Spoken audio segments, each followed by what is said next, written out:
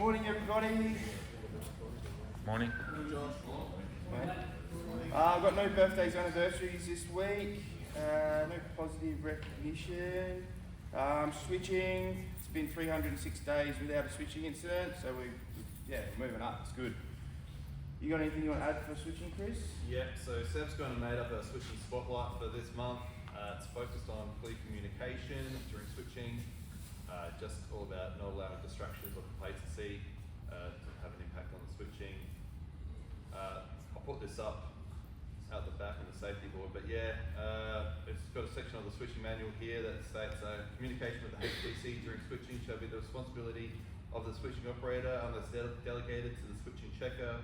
The role of the communicator must be clearly identified and understood by the HPC operator and checker. There must be no uncertainty.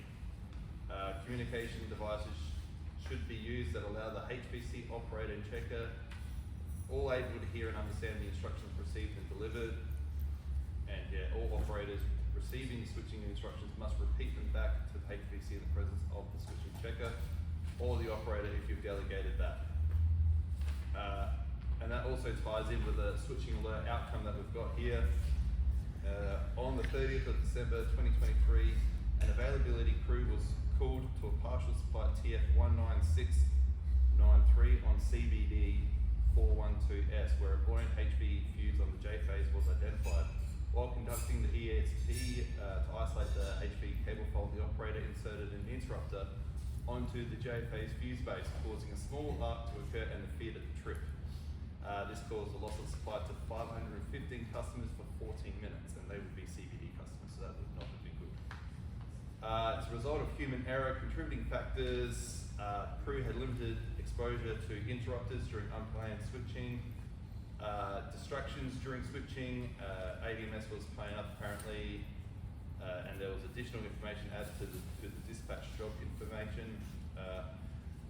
Checker failed to ignore distractions while carrying out checking role and responsibility, and switching roles were assumed prior to commencing switching, so the essential factor in root cause. Operator had a lapse in concentration when closing the interrupter onto the fault.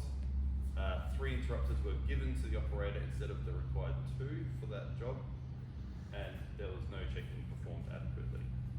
Lessons learned: complete on-site briefing thoroughly, familiarization with all the potential hazards, ensure the checker role is maintained throughout switching, remove distractions while switching, and they have a bit of an experience gap at CBD. But yeah, so clear communication on the switch safe focus, and yeah, unclear communication caused a switching incident. So let's just keep communication up, make sure you know your role in the switching team, and make sure it's clear and discuss what you're going to do before you do it, because if they had just had a discussion about what they were going to operate and how they were going to go about it, it probably would not have happened. But it was breakdowns, and they just did things, and they got caught out. So yeah, I'll stick these up for everyone to read, and yeah, that's it. Cool. Thanks, Chris. DS incidents, near misses. We don't have any for this week. Just encouraging everyone just to make sure you're putting in near misses and hazards, things like that, so we keep the reports coming through. Safety alerts and events. Got a couple of reports here. So safety alert 1392, flashover service pit testing equipment. This one Seamus has. Yes. The morning, 2nd of August, a Powerline crew were conducting investigation work to determine the location of underground cables. This was required to assist preparations for future works for third-party activities. After isolating the circuit at the transformer, the crew completed tests at the service pit, which indicated the isolation was effective. After installing 2 main arcs, the crew returned to the service pit and removed 2 pillar shrouds to commence work. As they did so, there was a face-to-face flashover. The impact: there's no serious injuries. The impacted worker was taken to full medical assessment as a precaution. Immediate action. Although a safety event review is underway, to understand all the contributing factors, please ensure the following are undertaken immediately as a precautionary measure. All in-service electrical testing equipment must be checked to ensure units and leads are good working order. To To ensure this is completely thorough, leaders please provide clear instruction of all testing equipment used by your teams to be presented for visual inspection by close of business Tuesday, 6th of August. Electrical testing equipment identified as defective, including test leads, must be recorded and removed from service. And remember, testing equipment is fundamental personal protection device, which must always be working at the required standard. Ensure leads and units are taken out of service, and should there be any evidence of wear, damage or mechanical faults. So just keep an eye on your leads and make sure they're not taped up as this one is. When you see the picture, yeah, it's you would hope no one else has got Yeah, something going on like that. And basically, it's just doing your job, guys. So doing your testing, checking your equipment's fit for purpose. If it's not, tag it out and get it rectified. It's not rocket science, but this person's clearly done a dodgy up, and this wouldn't happen if they had the right equipment. Cool, thanks Seamus. Got an equipment bulletin, number 25, recycling of insulators and boric acid fuses. Hayden's got this one. So basically, electrical insulators and boric acid fuses are problem waste because they all end up in landfill. Currently, all of SA Power Networks, boric acid fuses and insulators end up in landfill. But they're going to start basically pulling the metal parts off of the boric acid fuses and the insulators and putting them into road fill. So basically, from now on, boric acid fuses should be placed in a plastic bag and deposited into a liquid fuse bin available at the depots. And for insulators, there will be labelled bins in regional depots and in metro areas, and insulators are to be placed into the insulator bins and returned to Angle Park. So yeah, the only action is insulators and boric acid fuses are not to be placed in general waste bins. Cool. Have we got separate bins, don't we? Alright, well, something we'll get together after this and look into that. Extra bins out there for insulators and boric acid fuses. Thanks Hayden. What have we got here? So just a culture work party update. So the culture committee caught up on Wednesday 31st to continue their work. The group went through recent pulse survey in detail, and there was significant discussion around all areas. The intent was to carry out on assigned and prioritised actions following on from this. However, the time evaporated and a new meeting will be scheduled as soon as possible to decide on the next few actions to work through. So it's just an update on the work culture. Party discussions. So we've got some general depot stuff here. So Ops TV. So has anyone uploaded any photos to the Ops TV yet? Nope. Alright, yeah, obviously we're still encouraging that. So if you're looking as to how to do that, come and see your leaders and we'll work through it because I'm not familiar myself. And as a bit of encouragement, I think it was discussed last week as well, there's a $50 voucher every quarter for the person that puts up the best photo, alright? So a little bit of encouragement there, $50 voucher. Yeah, let's get those photos running through, it'd be good. Good to see what people were doing out on site and, you know, how creative people can be. So keep that in mind, guys. If you are going to be, or if you're sick or personal leave or whatever, can you make sure you're messaging your TSW 8s? So both the 8s need to know, myself and Nick, rather than your 6s. Myself and Nick and Leanne are the ones that end up sorting out who goes where. So we're the ones that really need to know about that. It's no point in letting your 6 know, and then they're not in till 7 o'clock. We've lost a lot of time trying to rearrange things. So it'd be really helpful if you can just let me and Nick know, and that's both of us, not one of us. I'd prefer text message, mate. Up to you. Like, if you want to email me and text me, that's ideal. But yeah, preferably a text because I can hear it comes up on my phone straight away. Are you happy with that? Yeah. Yep. Yeah. We'll just blanket it text message, Richo. It's easy then. And obviously, you know, earlier the better. I don't want them at 4 in the morning, but 6:30 is fine. 6 o'clock, that's fine too. All right. Or preferably the night before, somewhere in there. If you come across a angry customer out on site, or you get a complaint, don't hand office staff or people's personal numbers around. There's a complaint number, which is the customer service number. Does everyone know that number? Yeah. Yeah. Well, they'll ring me once, they'll never ring me again. So it's 1366, all right? So if anyone comes to you with a complaint or they're unhappy and they've got issues, just give them that number and just tell them to call them, and that'll take them direct to Sappen's customer service number, all right? And then they'll deal with it from there, okay? So at least you're giving them something, you're not just fobbing them off. But yeah, don't go handing out anyone's personal numbers, all right? Because it just leaves it wide open to harassment outside of work hours. No one wants to deal with that. What else have we got here? Nick, leaders brief. So I think it was a few weeks ago, Edivin had a leaders forum where Cam, Justin and Renzi all attended. So the idea then was just to get all leaders in one room together from around Edivin and have a discussion in a structured, focused little group there. So the July leaders forum, I think, had about 50 attendees across the Edivin business.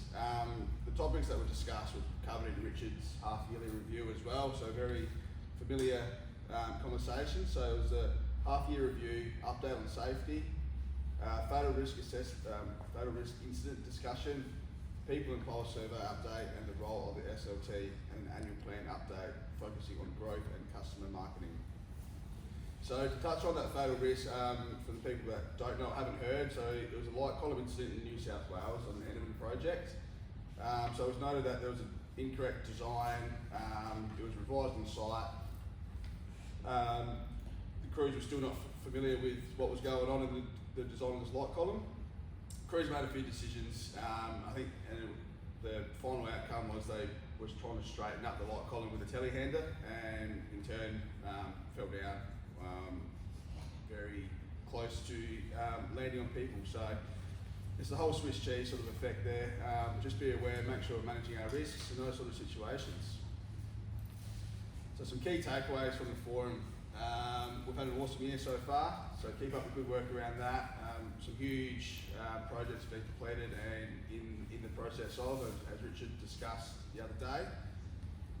Our safety focus, so none of these achievements really matter if we seriously injure someone. We're currently not meeting our targets around safety, so we need to stay focused, improve our leadership around this area. Culture, so our recent pulse survey results show improvement around leadership and collaboration and communication. Feedback and recognition is an area of continued focus. So we're looking for ways to improve this, improve our participation in the pulse surveys and get some more feedback coming through. The SLT role, so this was agreed to be a 4 key behaviour as a group, which is focused, change makers, united and respectful. And the Edivin brand, so as I'm sure you've all seen, the new Edivin hub is up and running now, and with the new website going live in October. Alright, so that's some of the discussion points I had as a group there. Keep up the safety, that's the biggest one out of the whole lot. Keep the communication, and yeah, good things will keep coming for the second half of the year. Any questions out of that, guys? No? Cool, thanks Nick. Just got a couple more things. So this Cam wanted to put this forward. So there must have been a forum around safety, and the blow was discussed regarding the fatal risk incident at Earing. So it's just a survey was conducted at this forum. So a survey was completed with over 20,000 responses from employees being involved in a safety event. With all but 4 reporting being affected with one of the below. So obviously if you're out on site and you're carrying out works and you're sort of feeling that things aren't right and some of these things come up, then it's sort of, if you're feeling any of these below symptoms, then it's a sign that we need to stop, reassess what we're doing, all right?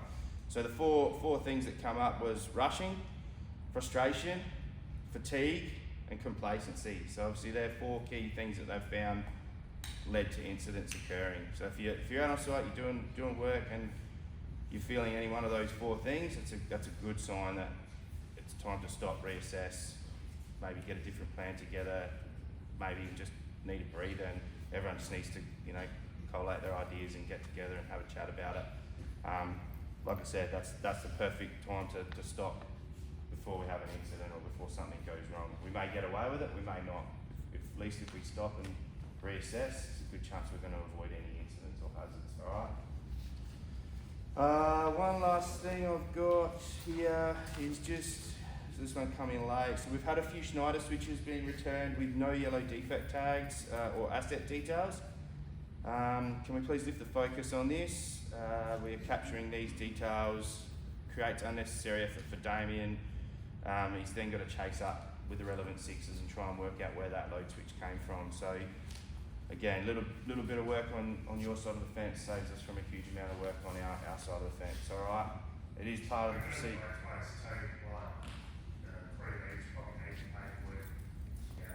Yep. Is that something you can pick up in when you're getting in the briefing? So call it out, Richo. If the 6 doesn't have the paperwork in the folder at the start of the job, call it out. We shouldn't be letting it get to this stage and then be worrying about it. All right, something for the 6s, something for the field crews. We can all work on it together. But yeah, at the end of the day, we're only screwing Damo over, and Damo does a great job. All right, we don't need to make his life any harder than it already is. All right, anyone got anything they want to bring up? Straight week, I think, was the email going around. I had a close mate have a stroke at work. He was a hero about it, kept work and went home. He actually lost his vision in both eyes, and he's got half vision in one eye. So if you ever feeling crook at work, headache, not feeling well, don't be a hero, just go get yourself checked out. Because it's Good affected point. his life, his Yeah. family life and all that. So No, good advice, Richard. And we're a team, lean on each other. If you don't feel right for the day, and Speak you up. just sort of, don't be a hero.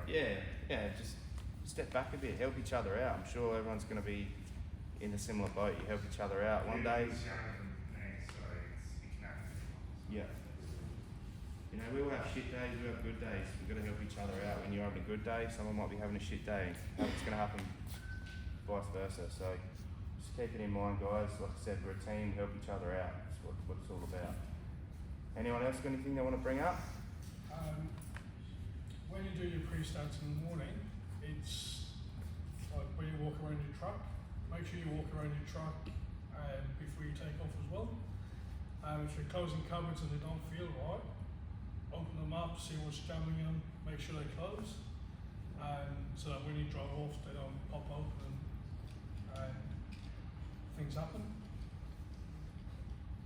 So just double checking. No. Good advice.